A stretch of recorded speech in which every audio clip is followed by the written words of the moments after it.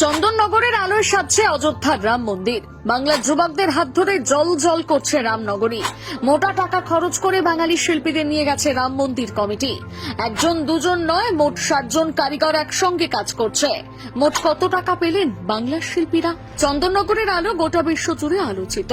বিশ্বের বিভিন্ন দেশে আলোকসজ্জার দায়িত্ব পালন করে আসছে চন্দননগরের আলোক শিল্পীরা। চন্দননগরের জগদ্ধাত্রী পুজো থেকে কলকাতার কালী পুজোর সর্বত্র ডাক পায় এখানকার শিল্পীরা। এবার এই চন্দননগরের আলোক শিল্পীদের দ্বারস্থ হলেন অযোধ্যার রাম মন্দির কমিটি। অযোধ্যার রাম মন্দির থেকে চন্দননগরের আলোক শিল্পীদের মোটা টাকা খরচ করে নিয়ে যাওয়া হয়েছে।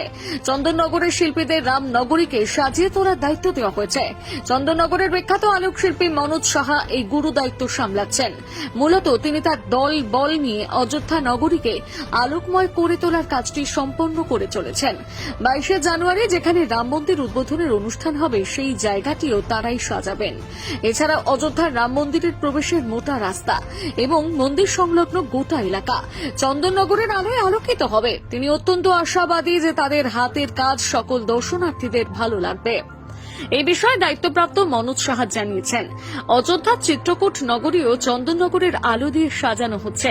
দুর্গাপুজোর আগে থেকে অযোধ্যা রাম মন্দিরের আলোর কাজ শুরু হয়েছে।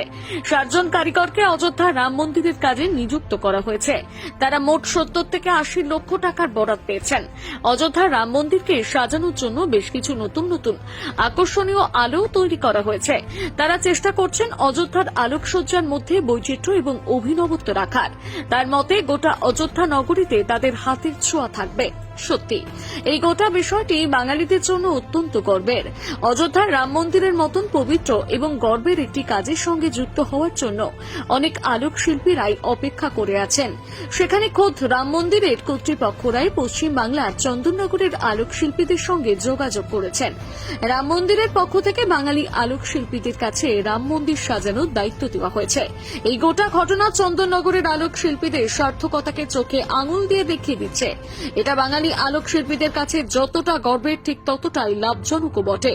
একদিকে অযোধ্যার রাম মন্দিরের কাজে নিযুক্ত হয়ে বাংলার নাম উজ্জ্বল হয়েছে, তেমনি মোটা টাকা ইনকাম করে বাংলার কোষাগারও ফুলে ফেঁপে উঠেছে।